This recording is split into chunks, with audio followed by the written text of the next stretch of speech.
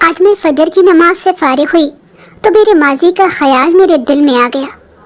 میں اپنے ماضی کو کبھی یاد کرنا نہیں چاہتی تھی، پر جب سے نماز کے لیے جائے نماز پر بیٹھتی تو بے ساختہ میری آنکھوں سے آنسوؤں کی ندی بہنے لگتی۔ میں رو رو کے اپنے پروردگار سے فریاد کرتی کہ مجھے میرا ماضی کبھی یاد نہ آئے۔ میں 5 وقت کی نماز پڑھتی اور قرآن حافظہ تھی۔ کچھ تلخ یادوں نے مجھے بالکل خاموش کر دیا تھا۔ میں کسی سے نہ ملتی، نہ ہی کسی سے کوئی بات کرتی۔ میری لو صرف میرے پروردگار کے ساتھ تھی۔ میں نے اپنا دل اس ذات سے لگا لیا تھا جو سب کا رکھوالا ہے۔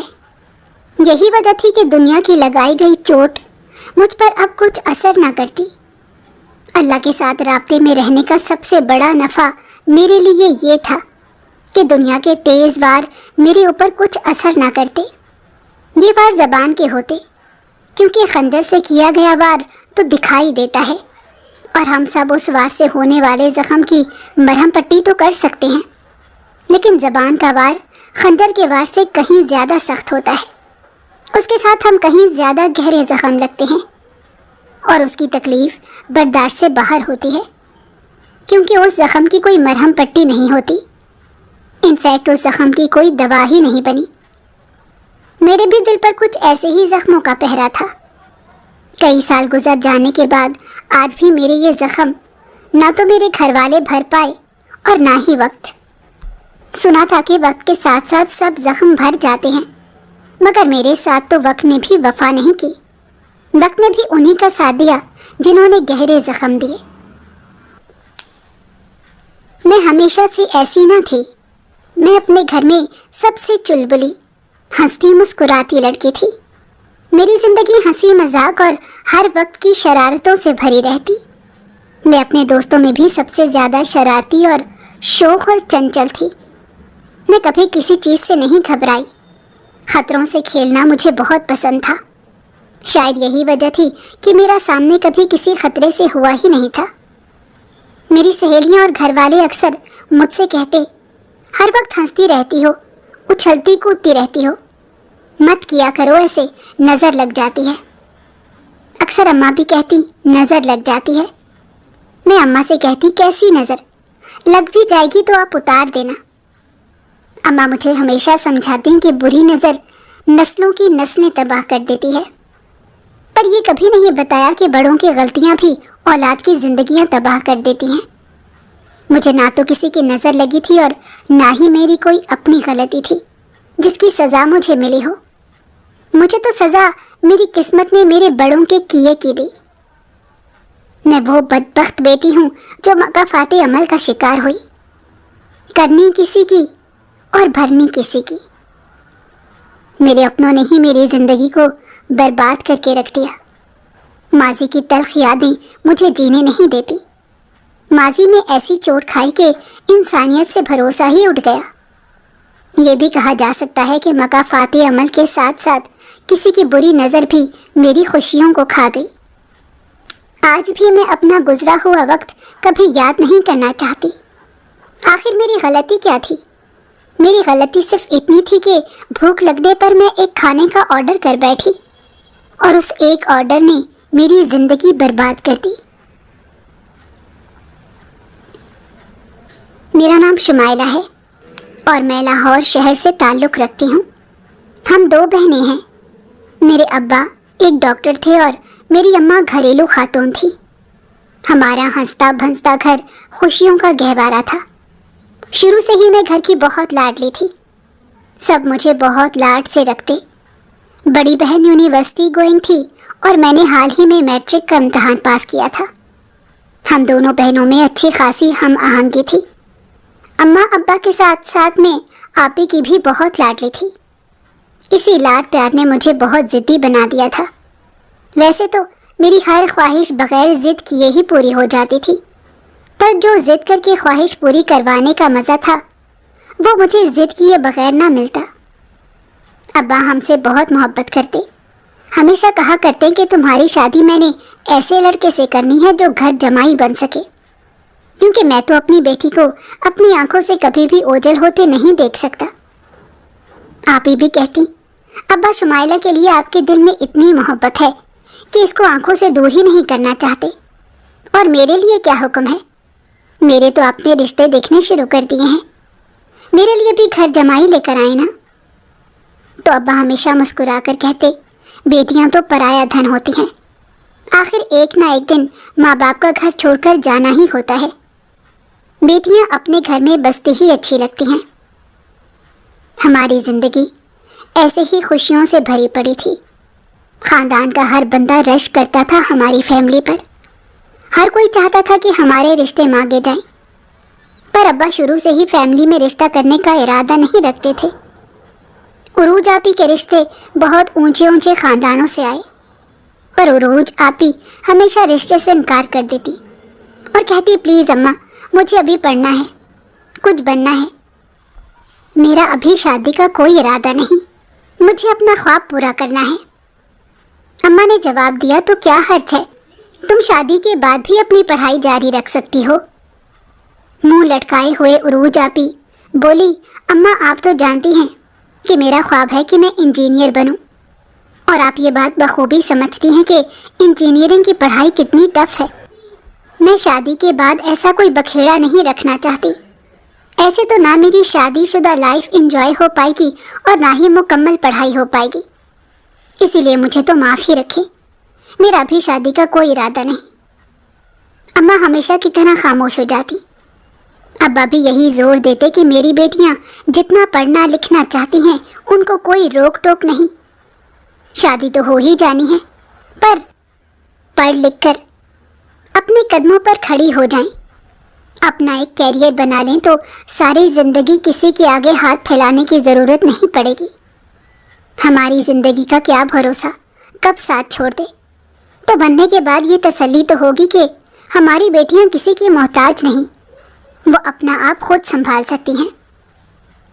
بات تو ابا کی بھی ٹھیک تھی، تعلیم اور شعور بیٹے بیٹیوں کے لیے بہت ضروری ہے۔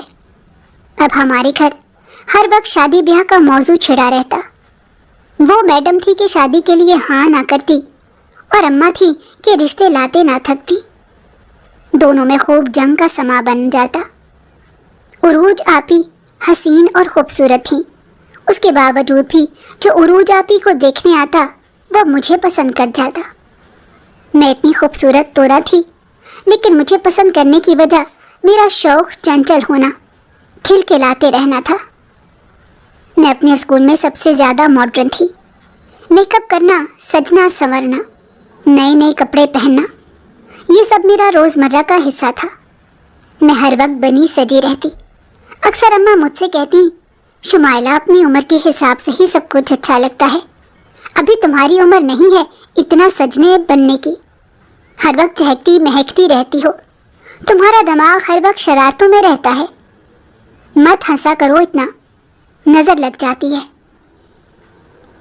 میں اماں سے ہمیشہ کہتی، نظر نے مجھ سے کیا لینا ہے، اگر لگ بھی جائے گی تو میری ماں ہے نا میری نظریں اتارنے کے لیے، میری بلائیں لینے کے لیے۔ اماں مجھے کہتی، تم کبھی بات نہیں مانتی، مت ہنسا کرو بیٹا، بیٹیاں اتنا نہیں ہنستی۔ لو ایک اور فلسفہ سن لو، میں نے تالی بجاتے ہوئے سب کو کہا، اماں کہتی ہیں بیٹیاں اتنا نہیں ہنستی، شادی کے بعد سسرال والے کہتے ہیں پیچھے سے صرف منہ بنا کر بیٹھنا ہی سیکھ کر آئی ہو، ماں نے ہنسنا بولنا نہیں سکھایا کیا؟ اور خوب کہکہے لگا کے ہنستی۔ آج دوستوں کے ساتھ چھوٹی سی گیٹ ٹوگیدر تھی، امتحانات کے بعد ہم سب دوست ابھی تک ایک ساتھ اکٹھے نہیں ہوئے تھے، ان میں کچھ لڑکیاں بھی تھیں اور کچھ لڑکے بھی، سب نے کسی ایک کے گھر اکٹھے ہونے کا فیصلہ کیا، مجھے بھی جانا تھا۔ میں اپنے لیے کوئی اچھا سا جوڑا ڈھونڈنے لگی، مجھے کوئی جوڑا پسند ہی نہیں آ رہا تھا، خیر پھر مجھے بہت خوبصورت جوڑا نظر آیا، یہ عروج آپی کا تھا۔ میں نے یہ جوڑا پہنا اور تیار شیار ہو کر ڈرائیور سے کہا، مجھے ہنا کے گھر چھوڑائے، اماں میں ہنا کی طرف جا رہی ہوں، شام تک واپس لوٹ آؤں گی۔ میں اماں کو بتاتے ہوئے گاڑی میں بیٹھ گئی اور ہنا کی طرف چلی گئی۔ وہاں پہنچ کر پتہ چلا کہ سب دوستوں نے پلان چینج کر لیا ہے، سب دوست ایک ہوٹل میں اکٹھے ہو رہے ہیں۔ मैं और हिना भी होटल ही चले गए। हम लोगों ने यहाँ खूब एंजॉय किया, खूब मज़ा किया। सॉफ्ट सा म्यूज़िक चल रहा था, बहुत खूबसूरत समा था। मैं एक टेबल पर बैठी टर टर बोल रही थी। तभी मुझे अपने पीछे किसी अनजान साए की आहट महसूस हुई। मैंने घबराकर पीछे देखा तो कोई ना था। एक पल के लिए तो मैं बहुत डर गई। मुझे ऐसा महसूस हुआ कि कोई साया है जो मेरा पीछा कर रहा है। ऐसा पहली दफ़ा नहीं हो रहा था, बल्कि पहले भी कई दफ़ा मुझे ऐसा लगता कि कोई अनजान सा साया मेरा पीछा कर रहा है। कोई अजनबी आंख मुझे देखती है। मैं हमेशा अपना वहम समझती। आज मैं बहुत थक चुकी थी। जब मैं घर पहुंची तो कुछ लोग आपी को देखने आए थे। घर पहुंचकर मुझे पता चला कि वो आपी को पसंद कर गए हैं। अपनी पढ़ाई की डिमांड उनके आगे रखी। उन्हें कोई एतराज़ नहीं था। आपी की शादी के बाद भी अपनी तालीम मुकम्मल कर सकती थी।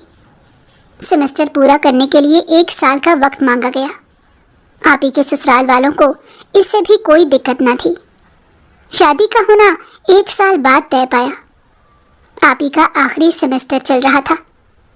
आपी के रिश्ता तय होने की सूरत में मैंने आपी से पार्टी मांगी। मुझे फास्ट फूड बहुत पसंद था।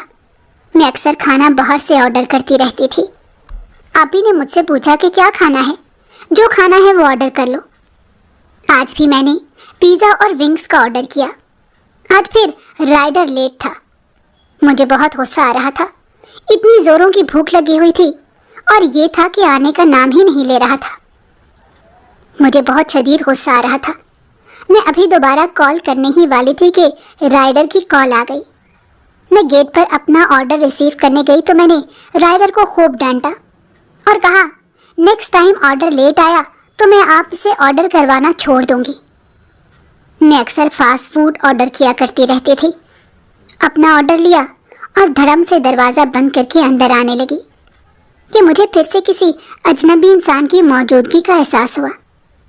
मैंने जल्दी से दरवाज़ा खोला और बाहर देखने लगी, मगर बाहर कोई ना था।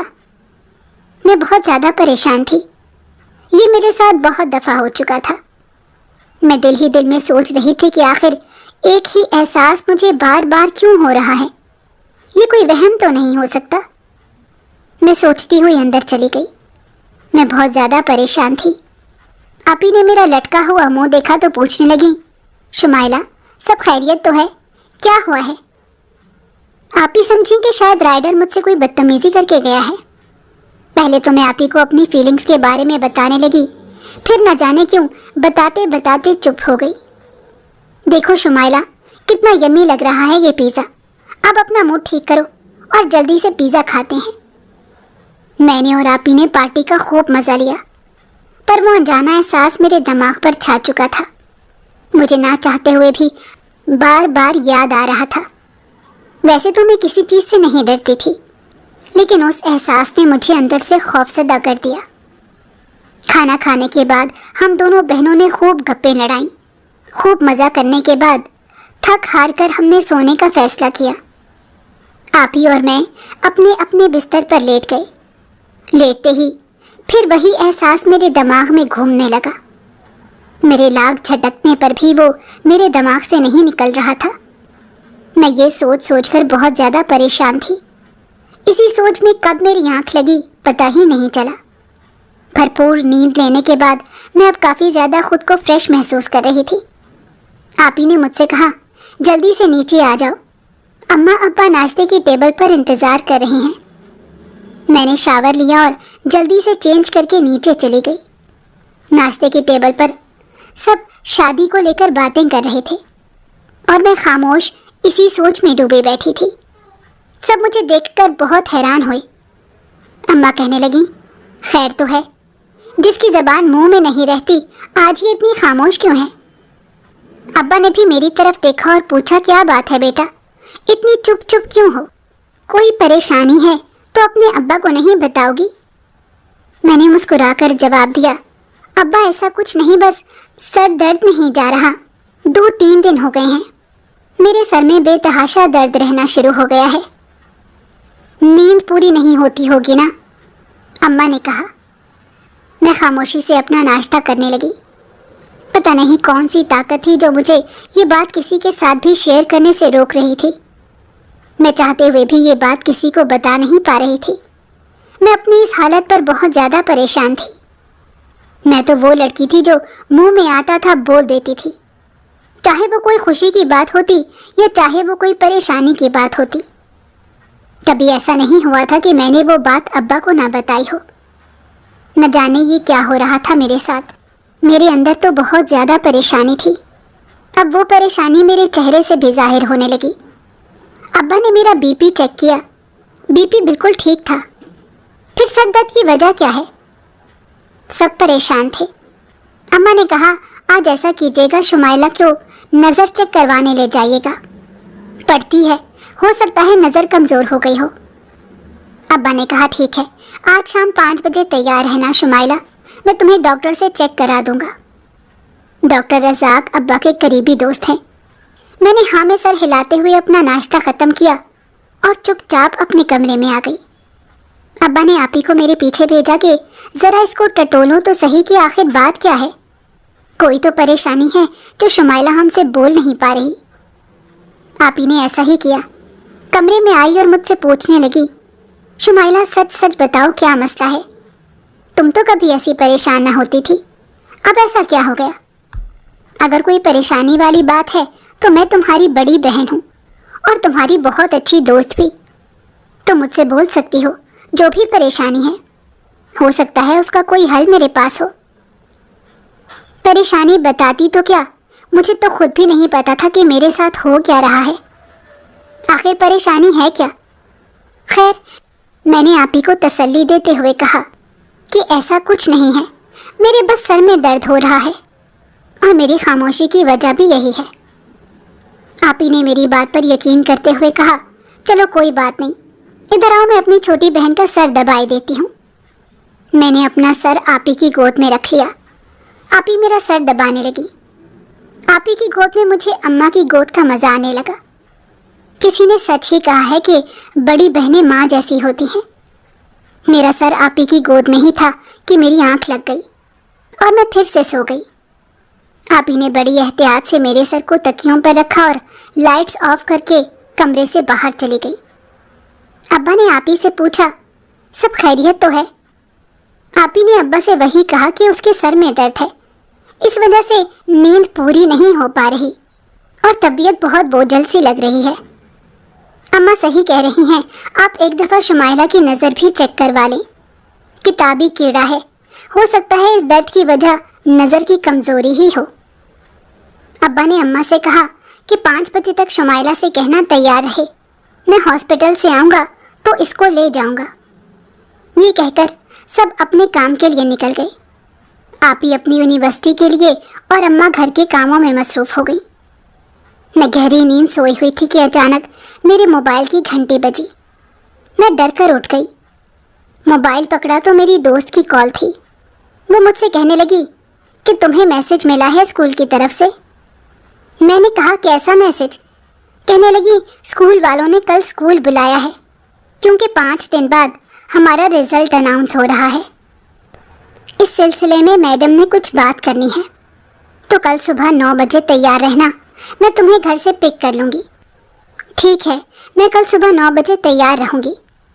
ये कहते हुए मैंने फ़ोन काट दिया।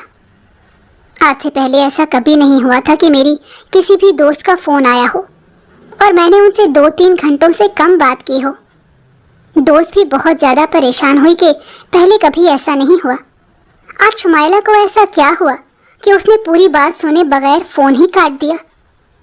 उसकी मुझे दोबारा से कॉल आई और कहने लगी, अरे अभी तो तुमने मेरी पूरी बात भी नहीं सुनी और यार तूने फ़ोन ही काट दिया। मैंने बड़ी बेजारी से उसको जवाब दिया, जो बात करनी है जल्दी करो, मेरी तबीयत कुछ ठीक नहीं, इसलिए मुझसे ज़्यादा देर कॉल पर बात नहीं हो पाएगी। उसने कहा, चलो ठीक है, तुम परेशान ना हो, मैं सुबह तुम्हें पिक कर लूँगी। तुम ऐसा करो, कुछ देर के लिए सो जाओ। मैंने उसे बताया कि मैं तो अभी सो के उठी हूँ। उसने कहा, चलो फिर चाय पी लो, सर दर्द ठीक हो जाएगा, परेशान मत हो, और फ़ोन बंद कर दिया। मैं घंटों बैठी कमरे में ये सोचती रही कि मुझे क्या हो रहा है। یہ انجانا سا خوف میرے دل میں کیوں بیٹھا جا رہا ہے؟ میں نے اپنے آپ سے وعدہ کر لیا کہ چاہے کچھ بھی ہو میں اب اس احساس سے خوفزدہ نہیں ہوں گی. میں بالکل بھی اس کو اپنے اوپر حاوی نہیں ہونے دوں گی. میں نیچے اماں کے پاس چلی گئی. اماں نے طبیعت کا پوچھا. میں نے کہا پہلے سے بہتر ہے.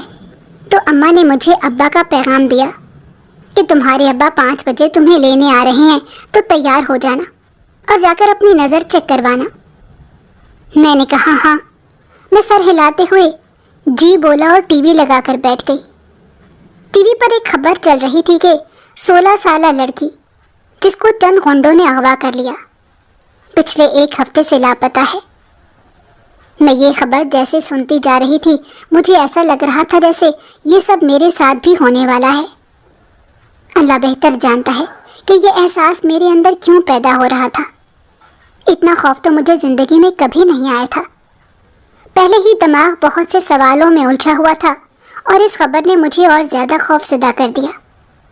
میں اسی سوچ میں تھی کہ آخر یہ سب میرے ساتھ کیا ہو رہا ہے اور کیوں ہو رہا ہے کہ آپی کی آواز میرے کانوں میں پڑی. آپی نے آتے ہی مجھے پیار کیا اور پوچھنے لگی اب طبیعت کیسی ہے میری گڑیا کی. میں نے مسکراتے ہوئے کہا پہلے سے کافی بہتر ہوں آپی. یہ سن کر وہ بہت خوش ہوئی اور کہنے لگی یہ تو بہت اچھی بات ہے کہ میری گڑیا پہلے سے کافی بہتر ہے اور لگ بھی رہی ہے. چلو آئس کریم کھانے چلیں. آپی نے مجھ سے مستیاں کرتے ہوئے کہا. نہیں آپی میرا باہر جانے کا بالکل بھی من نہیں ہو رہا. آپی کے بار بار ضد کرنے پر میں مان گئی اور ہم دونوں بہنیں اماں کو بتا کر آئس کریم کھانے کے لیے چلی گئی. آئس کریم پوائنٹ پر جیسے ہی آپی نے گاڑی روکی آپی اندر سے آئس کریم کا آرڈر کرنے گئی اور میں گاڑی میں اکیلی بیٹھی ہوئی تھی. میں باہر کی رونق دیکھ رہی تھی. بہت گہما گہمی تھی. ہر سو بہت رش تھا. ایسے لگتا تھا کہ ساری دنیا آئس کریم کھانے اسی جگہ آ گئی ہے. میں آپی کا انتظار کرنے لگی کہ میری نظر گاڑی سے کافی دور موٹر سائیکل پر بیٹھے 2 لڑکوں پر پڑی. وہ لڑکے مسلسل میری طرف ہی دیکھ رہے تھے. پہلے تو میں نے اگنور کیا لیکن جب مجھے یہ احساس ہوا کہ یہ مجھے نوٹ کر رہے ہیں تو میں نے دوبارہ ان کی طرف دیکھا. وہ ابھی بھی مسلسل مجھے ہی گھورے جا رہے تھے.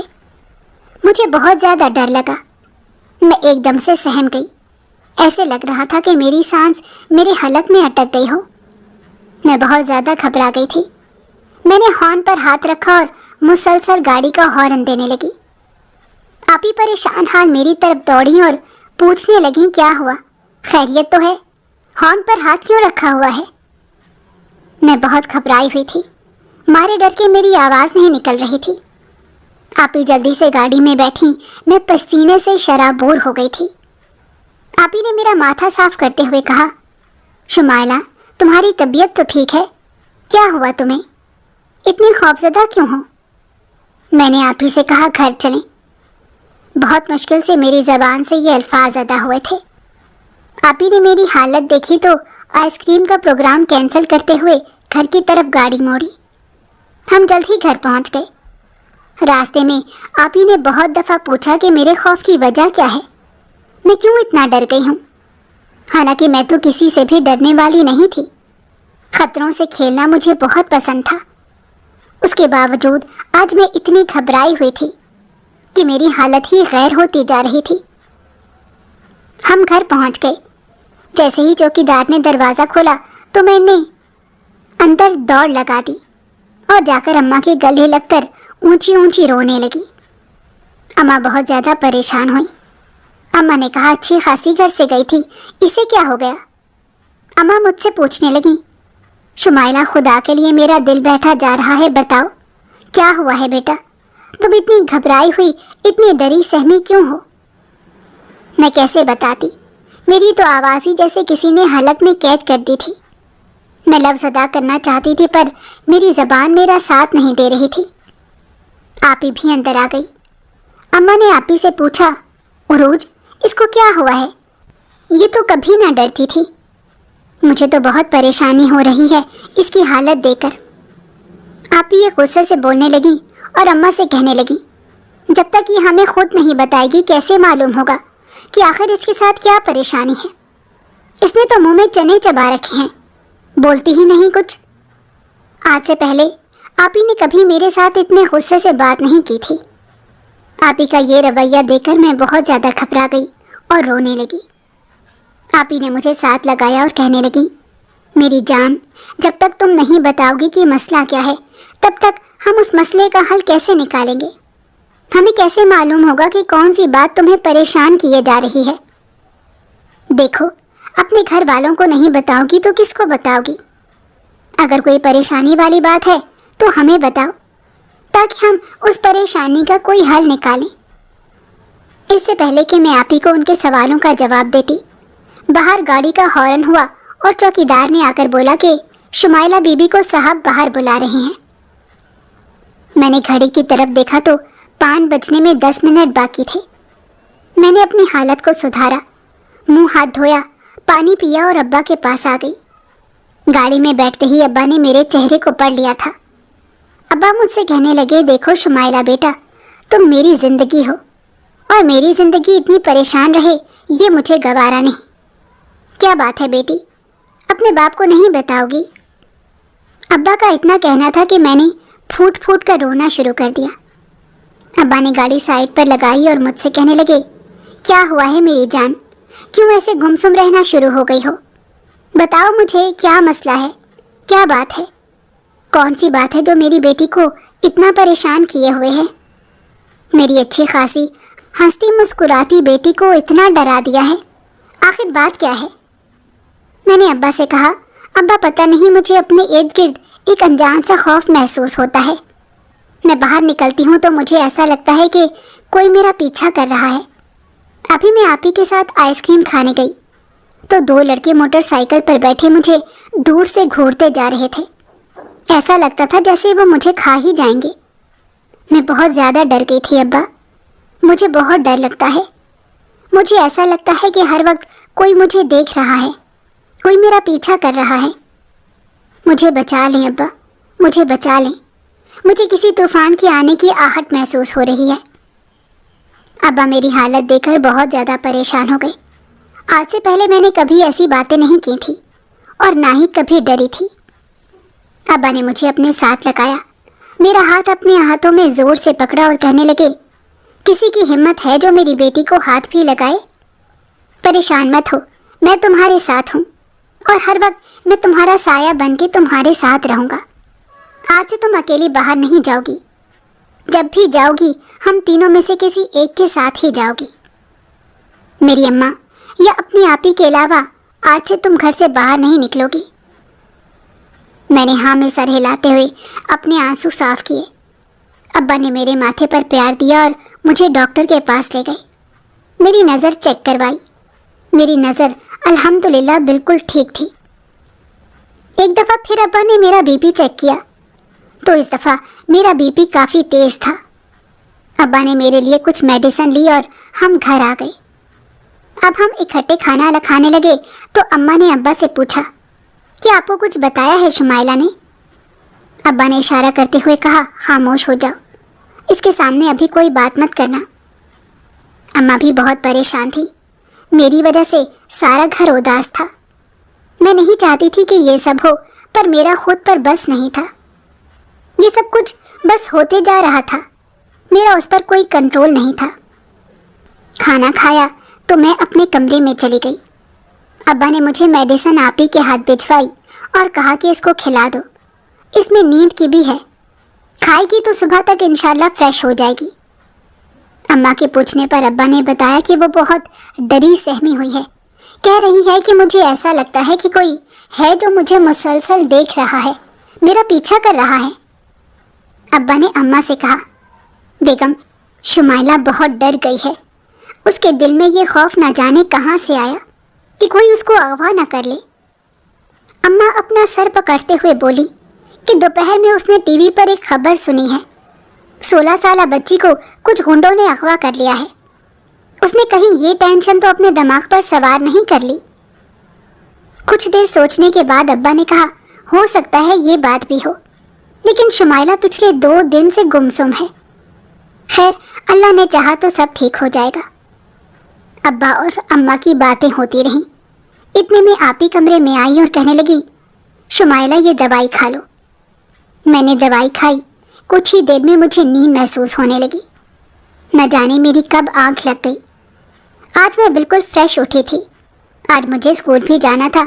इस बात को लेकर मैं खुश भी थी कि आज अपने सब दोस्तों से मुलाकात हो जाएगी और आज का आखिरी दिन होगा अपने स्कूल में हम सब का एक साथ। मैंने जल्दी से चेंज किया और अब्बा से कहा कि हॉस्पिटल जाते हुए मुझे स्कूल छोड़ दें। अब्बा ने मुझसे पूछा, खैरियत है? मैंने अब्बा से कहा, जी मैं आपको बताना भूल गई, मैडम ने फ़ोन करवाया है, कुछ ज़रूरी बात करनी है, सब बच्चों को एक जगह इकट्ठा किया है। अब्बा ने कहा, ये तो बहुत अच्छी बात है, चलो तुम्हारा दिल भी बहल जाएगा। अच्छा मुझे ये बताओ कि आप कैसा महसूस कर रही हो? मैंने अब्बा के गले में बाजू डालते हुए कहा, अब मैं बिल्कुल ठीक हूँ अब्बा, आपकी दवाई तो जादू की तरह काम कर गई। अब तो मुझे बिल्कुल भी सर दर्द नहीं है। मेरी बात अभी पूरी ही नहीं हुई थी कि अम्मा कहने लगी, मैं हमेशा से कहती थी कि तुम्हें नज़र लग जाएगी, इतना मत हंसा करो, लेकिन तुम मेरी एक बात नहीं सुनती थी। ये कुछ और नहीं, किसी की नज़र ही लगी है तुम्हें, आइंदा एहतियात करना। मैंने मुस्कुराते हुए अम्मा से कहा, ठीक है, आपकी भी तो ख्वाहिश थी कि मैं हंसती मुस्कुराती नजर ना आऊं, तो अब ये 2 दिन खामोशी क्या अख्तियार की, सबके सब परेशान हो गए। अम्मा ने मुझे प्यार किया और कहा, सदा मुस्कुराती और हंसती रहो, लेकिन बेटा कुछ जगहों पर अपने ऊपर काबू रखना सीखो। हम नहीं जानते कि सामने वाला हमारे बारे में कैसा है, हम किसी के दिल का हाल नहीं जानते और इस तरह नज़र लग जाती है। मैंने जी कहते हुए अब्बा से कहा, अब्बा मुझे देर हो रही है, जल्दी करें और मुझे स्कूल छोड़ दें। अम्मा ने कहा, नाश्ता नहीं करोगी? मैंने जल्दी से ब्रेड के स्लाइस लिए और उन पर जैम लगाया और अब्बा को लेकर स्कूल के लिए निकल गई। हम खूब बातें करते हुए जा रहे थे। अब्बा, लो तुम्हारा स्कूल आ गया। अच्छा अब अकेले घर मत जाना, मुझे कॉल कर देना, मैं तुम्हें यहाँ से पिक कर लूँगा। मैंने अब्बा से कहा, नहीं आप परेशान मत हो, मैं अपने किसी दोस्त के साथ घर चली जाऊंगी। अब्बा ने फिर भी मुझे रोका, नहीं मैं खुद लेने आऊँगा, जब तक मैं ना आऊँ तुम स्कूल से बाहर नहीं आओगी, ठीक है? मैंने जी का जवाब दिया और स्कूल के अंदर चली गई। सब दोस्त इकट्ठे थे। मैडम ने हमसे कहा कि 4 दिन बाद आपका रिजल्ट है, तो रिजल्ट के बाद आप सब लोगों के लिए यहाँ पर एक गेट टुगेदर रखी गई है। तो यही बताने के लिए आज आप सबको यहाँ इकट्ठा किया गया है कि आप सब रिजल्ट से अगले दिन स्कूल आएंगे और 9th क्लास से एक बड़ी पार्टी लेंगे। हम ये खबर सुनकर बहुत ज़्यादा खुश हो गए। सब ज़ोर ज़ोर से तालियां बजाने लगे। कुछ देर दोस्तों के साथ स्कूल में गुजारने के बाद मैंने अब्बा को फ़ोन किया और उनसे कहा कि मुझे घर छोड़ दें। अब्बा ने कहा, मैं 5 मिनट में पहुँच रहा हूँ, अकेली मत जाना, ना ही किसी के साथ जाना। मैं अभी गेट के पास ही थी कि अब्बा आ गए और मैं अब्बा के साथ घर आ गई। आज मैं सच में बहुत खुश थी और सारा दिन पहले की तरह मेरी वजह से घर में शोर शराबा रहा। अम्मा अब्बा सो गए। रात बहुत हो चुकी थी तो मुझे बहुत ज़ोरों की भूख का एहसास हुआ। मैंने आप ही से कहा, क्यों ना कुछ ऑर्डर किया जाए। आप ही कहने लगी, भूख तो मुझे भी बहुत लगी है, चलो ऑर्डर करते हैं। क्या खाओगी तुम? फास्ट फूड ही ना? मैंने आप ही से कहा, नहीं आज फास्ट फूड खाने का दिल नहीं चाह रहा, मेरा तो दिल बिरयानी खाने को चाह रहा है। आप ही ने कुछ देर सोचने के बाद कहा, चलो बिरयानी ही ऑर्डर करते हैं। मैंने अपना मोबाइल पकड़ा और होटल में ऑर्डर करवाने लगी। मुझे क्या पता था कि मेरी ज़िंदगी बर्बाद होने जा रही है उस ऑर्डर की वजह से। मुझे अपनी ज़िंदगी की सबसे बड़ी सज़ा मिलने वाली है। अम्मा अब्बा सो रहे थे। मैंने ऑर्डर किया और अपने घर का एड्रेस बताते हुए कहा कि घर के पास आकर मुझे कॉल करें, दरवाज़ा या बेल नहीं बजाना क्योंकि सब सो रहे हैं। कुछ देर बाद ऑर्डर वाले का फ़ोन आया और जैसे ही मैं अपना ऑर्डर लेने के लिए दरवाजे पर गई, मैंने दरवाज़ा खोला तो बाहर एक नहीं 3 लड़के खड़े थे। उनमें से 2 लड़के वो थे जो आइसक्रीम पॉइंट पर मुझे घूर रहे थे। मैं उनको देखकर बहुत डर गई। इससे पहले कि मैं दरवाज़ा बंद करती, उन्होंने मेरे मुंह पर एक रुमाल रखा और मुझे गाड़ी में डालकर ले गए। रुमाल रखने से मैं बेहोश हो गई। आज मेरी जिंदगी का सबसे बुरा दिन था। आज ये सुबह मेरे अपने घर के बजाय किसी वीरान जगह पर शुरू हुई। मेरी आंख 3 अजनबियों के पास खुली। जैसे ही मुझे होश आया, मैं उन तीनों लड़कों को देखकर चीखें मारने लगी। उनमें से एक ने गन निकाली और कहा, खबरदार, तुमने जरा सी भी आवाज की तो गोली मार दूंगा। मैं बहुत ज्यादा डर गई। मैंने उनसे पूछा, मेरा कसूर क्या है और क्यों लेकर आए हो मुझे यहाँ? मेरे पूछने पर एक ने जवाब दिया कि इतनी भी क्या जल्दी है, बता देंगे कि तुम्हें तुम्हारा कसूर क्या है। मुझे उनसे बहुत खौफ आ रहा था। मैं बहुत ज्यादा रो रही थी। आंसू थे कि थमने का नाम ही नहीं ले रहे थे। मैं दिल ही दिल में अब्बा को पुकारने लगी। इतने में एक लड़की कमरे में दाखिल हुई। मैं उसको पहचानने की कोशिश कर रही थी। मेरे सर पर आसमान टूट पड़ा जब मैंने उस लड़की को अपने नजदीक देखा। ये कोई और नहीं, मेरी ही क्लास फेलो थी। मैं उसे देखकर हैरान हो गई और उसे कहने लगी, तो ये सब कुछ तुमने करवाया है? तो वो बहुत गुस्से में बोली, हाँ, ये सब कुछ मैंने ही करवाया है। जानना नहीं चाहोगी कि मैंने ऐसा क्यों किया? जान लो, तुम्हारे बहुत से वहम और भरम दूर हो जाएंगे। मैं उसकी बातें सुनकर बहुत हैरान हुई। मैंने उसे कहा, पहेलियां मत बुझवाओ और सीधी तरह से बताओ कि तुमने मुझे अगवा क्यों करवाया है। तुम नहीं जानती कि मेरे अब्बा। अभी मेरे मुंह से यही अल्फाज थे कि वो सब तालियां मारकर हंसने लगे। मैं हैरान उनकी शक्ल देखने लगी। लड़की बोली, तुम्हारे अब्बा इंसान नहीं, एक हैवान है। क्या बकवास कर रही हो? मैंने गुस्से में उसका गिरेबान पकड़ते हुए कहा। उसने मुझे जोरदार धक्का दिया और कहने लगी कि बकवास नहीं कर रही, सच बता रही हूँ। बहुत कड़वा लग रहा है ना? बहुत बुरा लग रहा है अपने हैवान बाप के बारे में सुनते हुए। अपनी बेटियों का रखवाला किसी और की बेटियों की इज्जत की धज्जियां उड़ाने वालों में से है। मुझे उसकी कोई भी बात समझ नहीं आ रही थी। मैंने उसके आगे हाथ जोड़े और रोना शुरू कर दिया कि खुदा के लिए मुझे छोड़ दो, आखिर मेरा कसूर क्या है? तो उनमें से एक लड़का बोला, कसूर तुम्हारा नहीं, कसूर तुम्हारे हैवान बाप का है। एक पहाड़ उस लड़की ने मेरे ऊपर तोड़ा कमरे में दाखिल होकर, और दूसरा पहाड़ ये लड़का मेरे ऊपर तोड़ने जा रहा था। मैंने उससे पूछा कि आखिर ऐसा क्या किया है मेरे बाप ने जो तुम लोग इतना बुरा भला कह रहे हो? पूरे शहर में एक मुकाम है मेरे अब्बा का, सब लोग उनकी बहुत इज्जत करते हैं। आखिर तुम लोगों के साथ ऐसा क्या कर दिया मेरे अब्बा ने जो तुम लोग इतनी नफरत का इजहार कर रहे हो कि तुम लोगों को मजबूरन मुझे अगवा करना पड़ा? वो लड़की कहने लगी, नकाब है तुम्हारे बाप के चेहरे पर। अमीरों के लिए कुछ और उसूल हैं उसके, और हम जैसे गरीबों के लिए कुछ और। लालची इंसान है तुम्हारा बाप, ना सिर्फ पैसे का बल्कि हम जैसे गरीब लड़कियों की इज्जत का भी लालची था। उसका ये कहना था कि मेरे पांव तले से ज़मीन निकल गई। मेरे अब्बा मेरे आइडियल थे और उनके बारे में ऐसी अजीब बात सुनकर मेरे तो होश ही गुम हो गए। उस लड़की ने मुझे बताया कि 1 साल पहले मुझे गुर्दे का मर्ज लाहक हुआ तो मुझे तुम्हारे अब्बा के हॉस्पिटल में ले जाया गया। मेरी अम्मा ने तुम्हारे अब्बा पर अंधा एतमाद करके मेरा इलाज हमारे अब्बा से शुरू करवाया। तुम्हारे अब्बा की नज़र मुझ पर थी क्योंकि हॉस्पिटल का खर्चा हम जैसे गरीब अदा नहीं कर पाते। इसलिए तुम्हारे अब्बा ने मेरी अम्मा से कहा कि मेरे पास एक प्राइवेट जगह है, अगर आप मुनासिब समझें तो मैं आपकी बेटी का ऑपरेशन उसी जगह पर कर देता हूँ। वहाँ पैसे भी बहुत मुनासिब लगेंगे जितनी आपकी पहुँच है। आप मुझे वहाँ उतने ही दे दीजिएगा। मेरी अम्मा तुम्हारे अब्बा की बातों में आकर ऐसा करने पर मान गई। तुम्हारे अब्बा ने हमें एक क्लिनिक का पता दिया। ऑपरेशन की तारीख के मुताबिक मैं और मेरी अम्मा क्लिनिक जा पहुँचे। वहाँ सिवाय तुम्हारे अब्बा के और कोई ना था।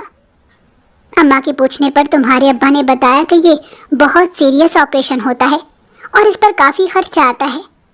क्योंकि अब वो खर्चा अदा नहीं कर पाती, इसलिए मैंने इस क्लिनिक को 1 रात के लिए किराए पर लिया है और आपकी बेटी का ऑपरेशन यहीं होगा।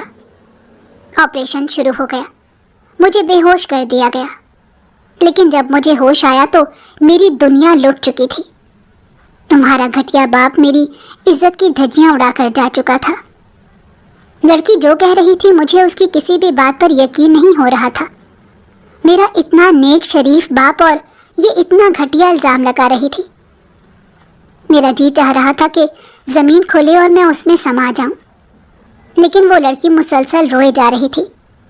उसने मुझे कुछ सबूत दिखाए जिनसे साफ ये पता चल रहा था कि अब्बा उस लड़की के गुनहगार हैं। मैंने रो कर बहुत माफियाँ मांगी। उसके साथ जो 3 लड़के थे वो तीनों उसके भाई थे। मुझसे कहने लगे कि हम तुम्हें हाथ तक नहीं लगाएंगे क्योंकि हम तुम्हारे बाप की तरह घटिया नहीं हैं, लेकिन हाँ, तुम्हें एक रात घर से बाहर रुकना होगा।